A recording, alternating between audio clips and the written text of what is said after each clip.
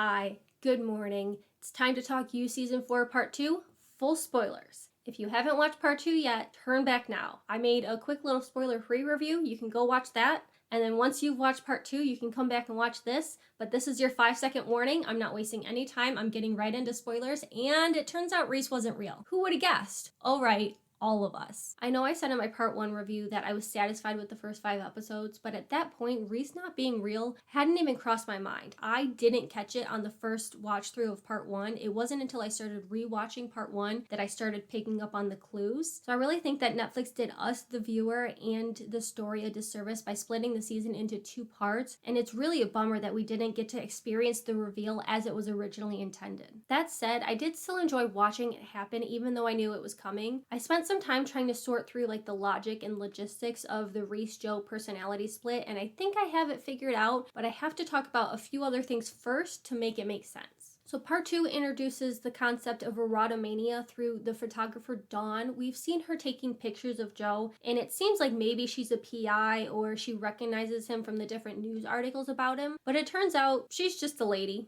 that's obsessed with Phoebe and believes them to be friends to the point of thinking they actually got matching tattoos together, and she started following Joe and taking pictures of him when she became suspicious of him after he just like slipped into Phoebe's life. In reality, Dawn is just a woman who needs like serious mental help, and maybe she'll get that, but maybe not, because Joe planted Simon's ear on her to frame her for being the Eat the Rich killer, which he did at the instruction of Reese, who told him he had to find somebody to frame or else he'd be going down for all of the murders. Next, I want to talk about Kate. At the end of episode 5, Joe turns her down when she asks him out for a drink, but then by the end of episode 6, he gives in and he's watching her through her window and she sees him, so he comes over and they hook up. Afterward, Joe returns home to find Reese waiting for him, and this is when Reese presents Joe with the idea of killing Tom Lockwood. At first, just saying that he's a problem for Kate, but then appealing to Joe's fantasy of becoming a hero and redeeming himself by mentioning all the large-scale harm that Lockwood does and telling him that killing Lockwood would actually balance out his karmic scales. So Joe manipulates Kate into having dinner with her father and letting him tag along, and at this dinner is where Joe finds out that Lockwood knows his real identity of Joe Goldberg.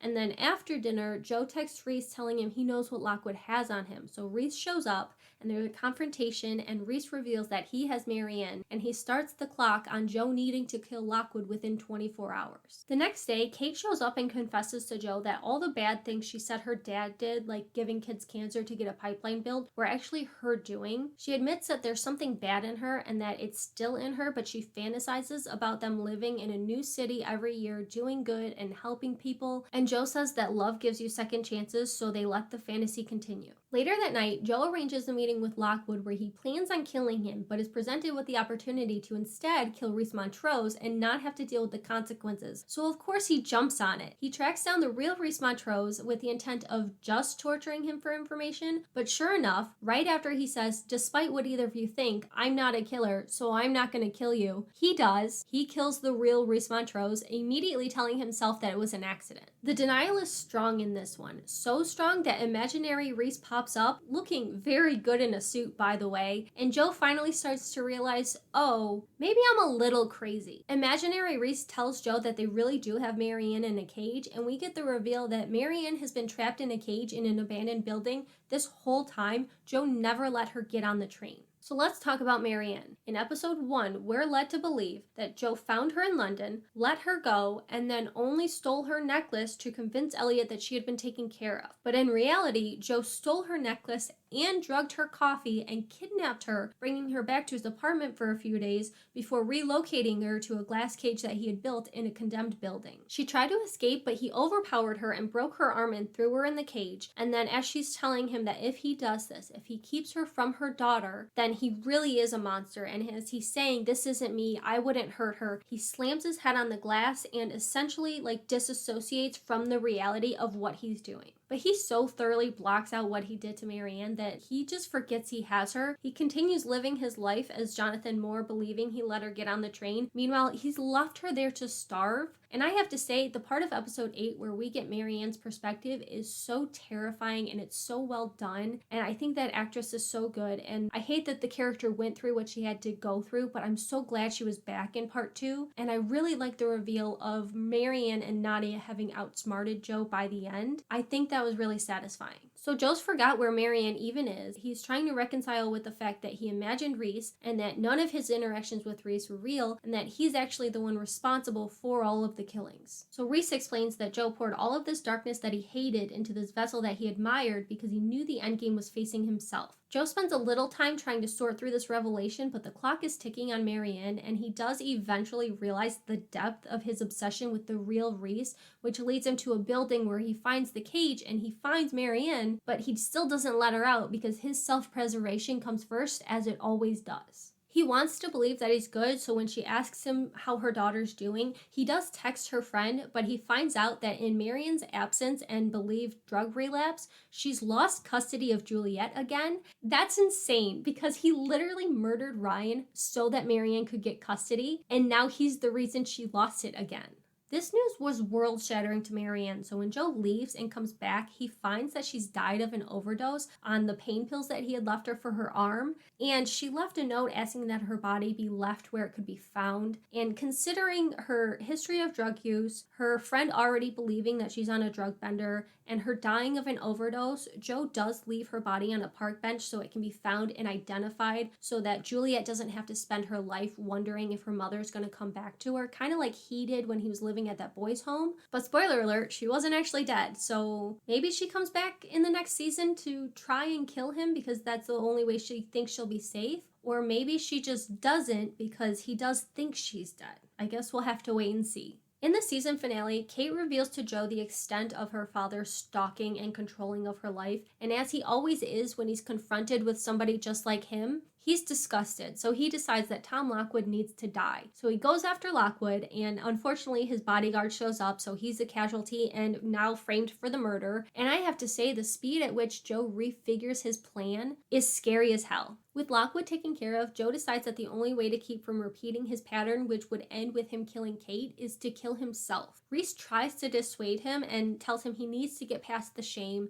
that all he's wanted was for him to be happy, and that he loves him. And I love that I got a scene of Reese saying, "I love you." I know that in context, it's Joe loving himself, but in my head, it's Gold Rose. So Joe throws Reese off the bridge, which doesn't really do anything because he's not real, but it's symbolic or whatever. And then Joe jumps off himself, and he immediately regrets it, and he says that killing himself is actually giving up. And we get that music playing, and he's thinking of Kate, and he's imagining like loving her and being loved by her. And he wakes up in the hospital with this nurse telling him happy birthday and informing him that he died for a little bit in the water. And then Kate comes in and she asks him what she needs to know about his past, and he tells her that his real name is Joe Goldberg, indicating that he's no longer trying to be someone new, he's not trying to run from his past, he's finally accepted himself for who he is, including the darkest parts of himself. And we really see what this means after he confronts Nadia after she snuck into his flat. He just backs her in between two cars where she finds Edward's dead body, and he just calmly and coldly explains to her that he's framing her for Edward and Reese's murders and that nobody will ever believe her if she ever says otherwise. The finale wraps up with Kate and Joe back in New York, and she's used this power that she inherited from her dad to tie up all of the loose ends in Joe's past and like portray him as a victim that escaped his murderous ex-wife. And Joe's bought a bookstore that was going out of business, and they say that they're going to change the world. For better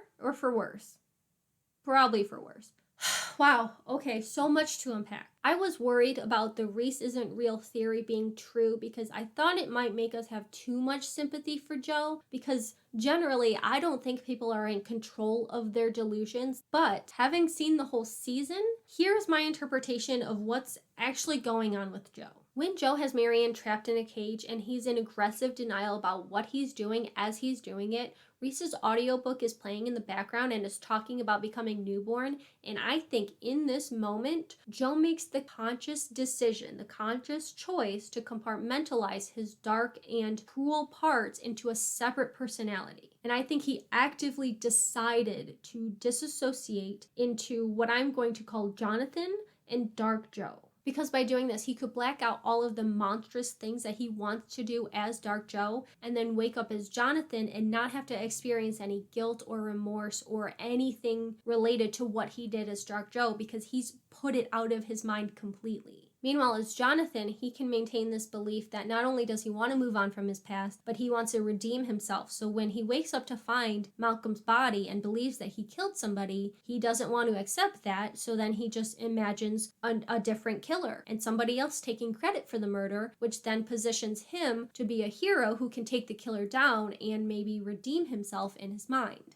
But Dark Joe is who he is at his core, and denying that doesn't just make it go away. So Dark Joe tries to break through, and that's where we get the texts that are taunting Joe and the newsprints that are bringing back his past, trying to make him confront who he actually is. And that's why in the disassociated state, he sends Malcolm's finger to the police in like an act of self-sabotage, because the only way Dark Joe can get through to Jonathan is by putting him in this situation where he has to act in self-preservation and he has to fight to escape, or else he'll have to face consequences of his actions, which he cannot do. He is fundamentally unable to do. So where does Reese come into all of this? Well, Joe has been obsessed with Reese since at least the point that he found Marianne, probably before that, because I would imagine that searching for one person in the city of Paris would get a little lonely. So once Jonathan gets in with Malcolm's friend group, that obsession that Joe had pushed down comes back up to the surface in the form of erotomania, and Jonathan starts imagining these actual interactions with Reese, but it's just a fantasy version of him, which is why he's so charming and down to earth, and he understands Joe and he sees him. But as the season goes on and Roald figures out that Jonathan is the killer, they're out in the woods and Jonathan has the chance to kill Roald, but he stops, and in walks his imaginary friend Reese, who Jonathan then starts projecting Dark Joe onto.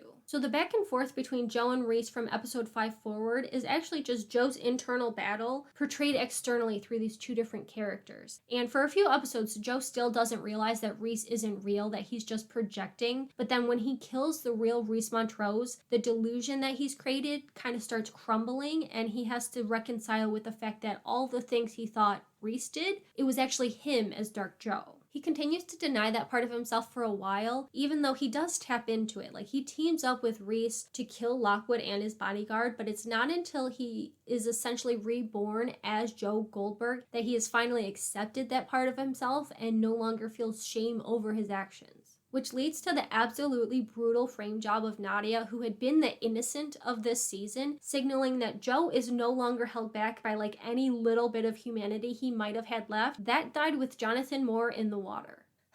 Oh man, what a season. I had a blast with it. I really enjoyed making these videos and talking about the show so much. I might make a video about like possible theories for season 5, because I have a few ideas, including a potential political run in Joe's future. And I might make a video about Kate as a character. I have some things to say about her that didn't really fit in this video. But what did you think about this season? And what do you think would happen if we get a season 5? Let me know anything and everything that you're thinking in the comments, because that has been the funnest part of making these videos, is all the different conversations that happen in the comments. So leave a comment, reply to someone else's comment, leave a like, maybe subscribe.